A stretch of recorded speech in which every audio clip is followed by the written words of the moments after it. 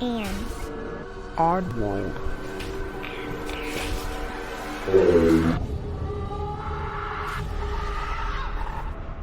Hey oddballs, I'm your host Jensen and welcome to episode 3.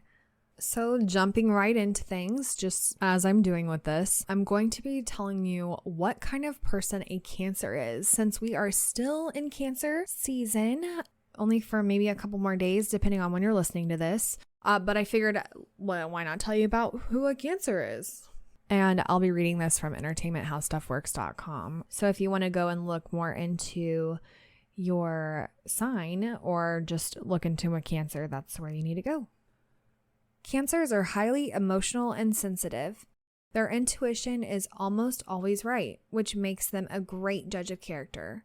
Moreover, Cancers tend to be extremely loyal and caring when involved in a relationship with someone. So, it seems like you want to be friends with a Cancer, which, ironically enough, my best friend is a Cancer. Are you a Cancer or know anybody in your life who is a Cancer? Comment on this episode and let me know and see if that's kind of accurate. I know there's more to it than just like, oh, you're a Cancer, that's it. Astrology is like a whole different world of things. So I'm just kind of slicing off the top layer.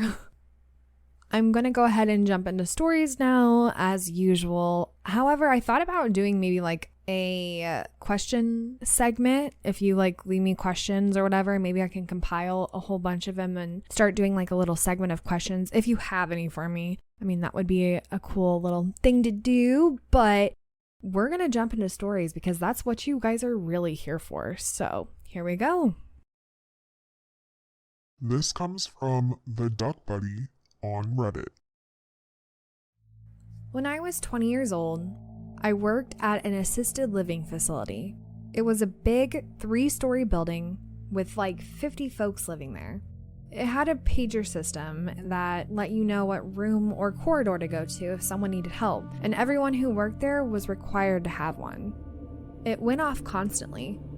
Usually though, since I was the server in the dining room, I really got asked to run up and help someone. One day I was folding napkins in the dining room after dinner service. There was a dining room for residents. When I got a beep on my pager, "3rd floor, west hallway," it said. I figured someone else was going to take care of it since it was after dinner and the staff was helping folks. A minute or two goes by and the pager goes off again. I asked my coworker if I should go check since I had just finished folding napkins and had a few minutes. He shrugged. I decided to go check since, well, you never know. And I would hope someone would go help my grandparent or parent should they have made it to one of those places. I'm in the elevator and get another page. 3rd floor, west hallway. I get off the elevator and make my way around the corner, expecting to possibly see one of the residents on the ground. Instead, I see an old man standing at the window at the end of the hallway next to the stairwell. As I walk towards him, he turns around. I note that he was in his mid to late 60s, silver hair, red and black plaid shirt, and wore jeans with suspenders, and his glasses were slightly off balance. "Excuse me, sir, but is there anything I can help you with?" I asked. "I got a page to come check this hallway," I told him. He smiles and says, "No thanks, I no longer need help." Suddenly, he walks right through the closed door to the stairwell. I literally run back to the elevator, go back downstairs, go out back for a smoke. As I sit down, some coworkers see me shaking and ask me why. I show them my pager and tell them what just happened. None of them received a page at the time. As I was describing the man, my coworker drops the glass he was holding. "Did he have suspenders and black glasses with cracked lenses?" he asked. "Yeah," I exclaimed. My coworker just sits down right where he was standing and starts rocking back and forth. Apparently the man I had been summoned to help had passed away 1 year ago to the date, and that coworker was the one who found him while checking in.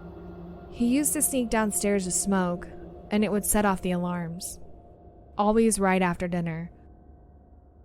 This was the only second creepiest thing to happen to me while working there.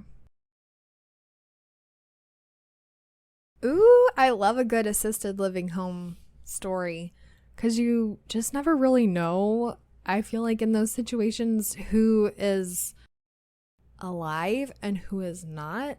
That might sound terrible, and I don't mean that in a mean way, but I just feel like there's so many stories to come from assisted living homes because there are literally people in and out of there. It's like a hospital. I don't know. That's so creepy to me. I honestly think I would love to see something like that. And like just to hear it talk to you too. Ooh, have any of you had that experience? Because please tell me, those are the best kinds of stories. I actually live close to Belvoir Winery here in Kansas City, and it has an old folks area, and like that's one of my favorite places to investigate, but I have yet to have an experience like that. So maybe one of these days. Anyhow, we're going to jump on to the next story. This one is actually pretty interesting because it's at a McDonald's. So here we go. This story comes from tempthethrowaway on Reddit.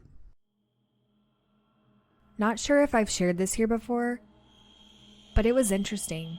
And one of the reasons my wife and I don't go to the drive-thru late anymore. Our McDonald's, pre-Global Panty by several years, was a 24-hour store. As my wife worked until 3 a.m. and I was on her sleep schedule, so she wouldn't be lonely, about 4 a.m. we were hungry and decided to grab some food. We ordered and were waiting at the window when we saw this guy walk up. I'm getting the nastiest feeling coming over me. Dread, despair, terror. I wanted to bolt from our car and run for my life. The guy just casually walked to the restaurant, and when he passed under the streetlight, I saw this thing floating behind him. It was freaky.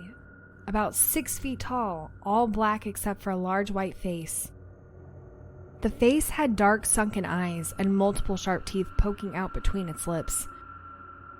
It had long arms with clawed hands on the man's shoulders. And below the hips, it just dissipated. So no legs. My wife hasn't said anything, and usually isn't sensitive to the paranormal, so I didn't expect anything. But as the man walked out of the light, the thing vanished from sight, and I heard out car doors lock. I looked at my wife, who was pale with wide eyes. She just goes, "Tell me you saw that." I confirmed, and we just watched the guy continue his walk into this restaurant. Seeing it was scary. The fact that my wife could was absolutely terrifying. Didn't think to include what my wife said she saw. I refused to say what I saw until she said her piece. Didn't want to influence her, and that's the way she prefers it. So what my wifey says she saw was a large black shape with wispy ends below the waist instead of legs. She didn't say she saw the face, but she described the long arms and clawed hands. She said she started paying attention because she felt nauseous and uneasy when the guy started walking up, and that she was worried about him trying to come up to our car since he was acting like he was severely angry. I don't know about y'all, but I would probably have just driven out of the line if I felt uneasy like that and I saw that. That's like terrifying. I mean, can you imagine sitting in a line to get food in the middle of the night? Like early morning hours, and seeing something like that? Absolutely not. Well, I hope you guys liked today's episode. As always, they were pretty spooky, honestly. I like a good little spook, but I hope you have a scooky day. And well, it's an odd world after all. Oddballs. Go follow us on It's an Odd World After All podcast on Instagram and Facebook. Also, give us a 5-star review on Apple Podcasts. If you have a story you would like to share, email us at it'sanoddworldafterall@gmail.com or message us on one of our social platforms. Don't forget to share us with your family and friends. And check out our website, It's an oddworldafterall.com.